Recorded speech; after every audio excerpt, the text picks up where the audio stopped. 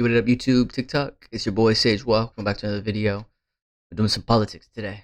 I want to relate a conversation I had with my girlfriend yesterday, in which we reviewed the order of events that have led to the mobilization of the military to occupy Washington, D.C., and how this is not a tactic done out of fear from the Trump administration, insofar as perhaps they're desperately holding on to power as the tides shift against them. I'd categorize this recent development over the last week, and specifically 2 nights, to be representative of the authoritarian intent that has always been the ultimate end goal of fascism. Fascism is inevitable under capitalism. And what does fascism mean? What does it look like? It means not only a, in this case continued, permanent subjugation of people as a second-class citizen, but almost more importantly, it comes with military might. That's the key detail, because we have to remember that everything, including laws and norms, are man-made. They're made up. The world is a lot more informal than we give it credit for. And the only thing holding up these institutions is our continued trust in them, and realistically, the military. If a law gets broken, is it even punishable if the cops don't care? Or if they have their own militant force resisting it? Waco style, but obviously excluding the federal response to it. Like Waco, if it just existed alongside the government and/or eventually became the government. I'm getting sidetracked. Military might, basically a gun being waved around your face at all times, is the final stage of fascism in order to suppress any kind of political action against the regime in charge. Okay, no more frameworks and definitions and IRL poli-sci nerd comparisons. Let's talk about what's been going on. A few weeks ago, this y'all might have heard of, some shit started going down in LA. And it's important to us to understand how this all fits into both what's happening now in DC and the overall goal of fascism, and how liberalism will fail to stop it. The Trump administration began conducting dragnet ICE raid operations in LA in broad daylight with the intent of obviously getting these Mexicans out of here, but it had the added double effect of signaling both to Trump's chronically online, fairly racist base that he's doing the darn thing, as well as stoking fear in blue cities. This is LA. This is capital of both liberal America and Mexicans.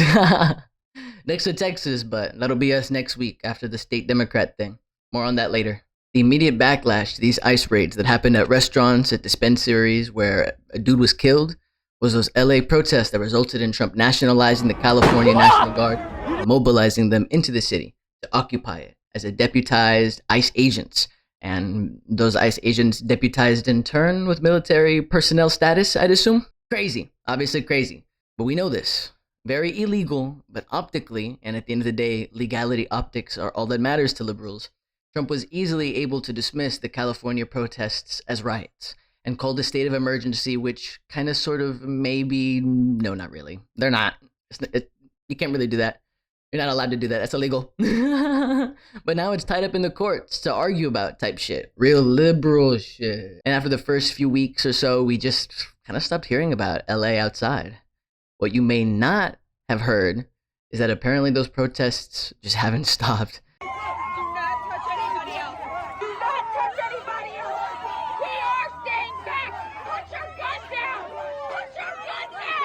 Other prominent residents of LA weren't even really aware, big city thing, but these protesters just kind of sort of stayed out there, and it's finally broken through the TikTok algorithm after being relabeled as a 24-hour music fest.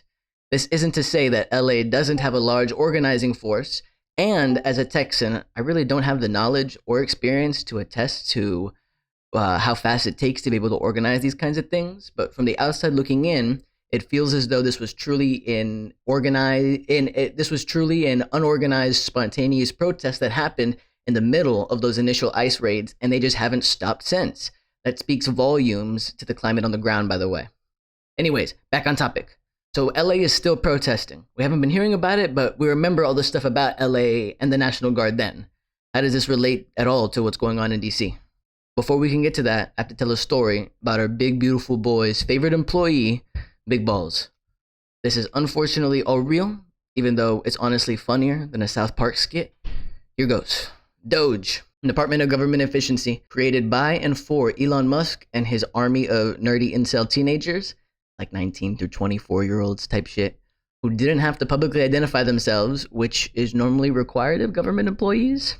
A lot of these Doge employees had their identities leaked, which prompted Trump's cries of doxing and a need to protect Elon at the time. But as of now, I don't think this specific Doge employee's name has been leaked, and they are still actively working for them.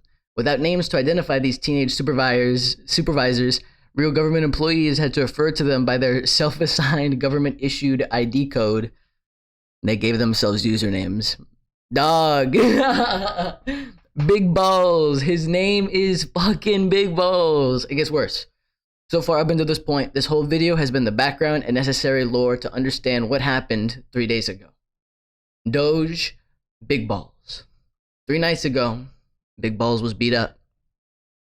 They were beat up by 2 teenagers. Big Balls was beat up by a 15-year-old boy and a 15-year-old girl. Trump, like how he did in LA, has cynically showcased that as an example of how crime in Washington, D.C. is out of control.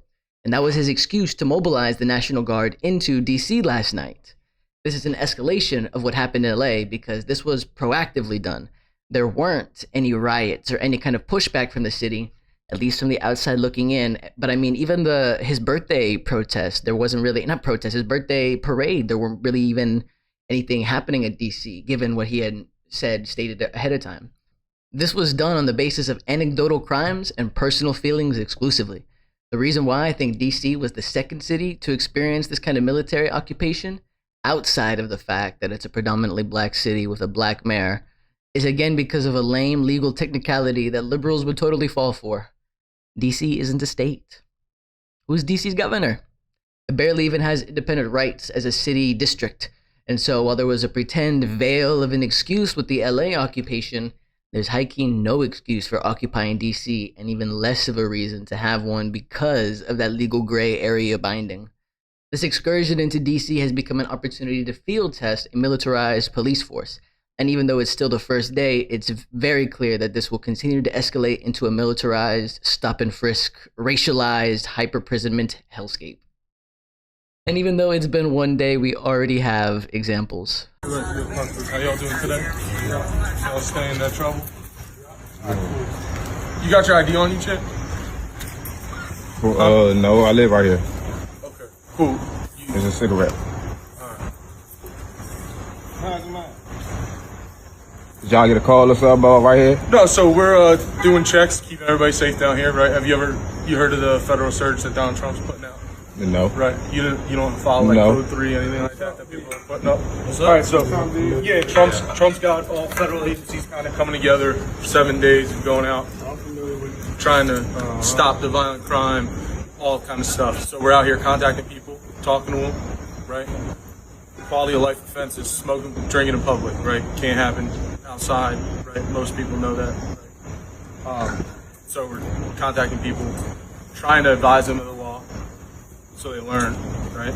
And then if there's other stuff going on where it turns into there's multiple agencies or something that you make things like that. Right? So we're trying to inform people, like people. It's not like we're trying to just go grab people and ruin someone's life over a jump or something like that, right? I only asked because when you walked up, at the moment you walked up, you only had eggs. Yeah, well, it smelled like the odor of marijuana, burnt marijuana in the air, right? And you're the only guy that had something lit in your hand, and I didn't flash right, so I didn't realize it was just a cigarette. So that's on me. I appreciate you understanding and not getting chippy. All right, so just know, right? Learn, teach, tell your boys, like, yo, everybody's out, from FBI to park police. Right? So do your thing. Let them know. Don't be smoking outside. Don't be drinking outside, because Donald Trump is tired of it. People coming to visit. I didn't know that. You didn't know smoking in public? Yeah, I didn't know that. Yeah, the arrestable Because offense. they're learning this recreational use, so I didn't know. Yeah, so DC, it's recreational use as well, right? But you can legally possess up to 2 ounces. You can gift an ounce to your boy, right? So if you had 2 ounces and he said he needed a zip, you can give him a zip, but you can't smoke outside. Keep in mind, bro is on his own porch. He was just standing there. He's in his house. He is in his house. You just don't want to see him. I wonder why. This is exactly what police responses, especially militarized police responses, look like. And whenever someone says some dumb bullshit about beautification or that era of broken window policy, this is exactly what that looks like. So here we are staring at the face of the empire right now, and the most casual civilian branch of the military are the National Guard stormtroopers who have placed themselves in direct opposition to a peaceful egalitarian existence. Now that we are finally caught up on all of the week's worth of politics necessary to understand the situation going on, it's time to circle back to the very beginning, to what my girlfriend and I were talking about. She had been under the impression that the militarized police force occupations are a response to a perceived threat of resistance, which is why he's targeted blue states. And while there's truth to the analysis of the benefits he gets from targeting blue states, it's wrong to categorize these actions as coming out of fear. Because this was always the plan. This is textbook fascism through and through. And forgive me for using a Star Wars comparison to get across my point. I am my own audience after all. But we are not in Andor right now. The Empire isn't tightening its grip on the galaxy in response to militant action against its suppression. They're just getting started. We're still in the Palpatine shit. Palpatine didn't kill all of the Jedi and use the Senate to legally declare himself the God King Savior of America Empire out of fear of being stopped. That was the power play. This is the beginning of it all, and is going to continue to happen very fast unless we want to experience an extended. This is the beginning of it all, and it's going to continue to happen very fast. And unless we want to experience an extended period in a fascist regime without any cool outfits or gadgets or treats or aliens, we have to rush through and get to Andor and A New Hope first. What does that mean? Violent militant resistance, including from within the ranks of the system. It has to implode and be exploded, which is hard to do with a Republican Party made up of loyalists. This is not an advocacy of violence or anything. At real Donald Trump, who is watching and knows I live in a red state with an insane man at the wheel. This is a logical continuation, follow through of the Star Wars comparison I was making. Nothing at all like how Star Wars Empire is the logical conclusion of the Republican Party, with the competency being only represented by Stormtrooper AIM. But yes, Star Wars Andor only... But yes, back to the topic. Star Wars Andor only happens, the resistance only really grows and makes an impact after direct action occurs. That includes from Mon Mothma from within the system at direct risk of her physical well-being just as much as it means the semi-organized terrorism that Andor and Luke Skywalker both engaged almost exclusively in. There are people doing this. Texas Democrats. Told you we'd get to it. Shout out Houston. H-Town reference. H-E-B. Walmart. Whataburger. Shipley's Donuts. Texas Democrats. Isaiah Martin. Fleeing the state with risk of legal consequences both to them personally, sanctions and whatnot, but also fear of imprisonment and whatnot. But also they might just flat out say, no, you're not the representative anymore. We need to call on more pussy Democratic bitches like Chuck Schumer and Lloyd Doggett and get them to fight rather than capitulate. The middle ground of fascism is still fascism. A better reality is possible, but the middle ground of fascism is still fascism. A better reality is possible, but we have to and we can build it ourselves. Truly, the resources exist. We as a planet literally can do these things, but the hardest part is breaking through the noise and reaching people like you and me. Thank you for watching. Hope y'all enjoy. Continue to check out the YouTube, check out the Twitch, check out the TikTok. Joaq on everything. Have a great day, y'all. Stay safe out there. Peace.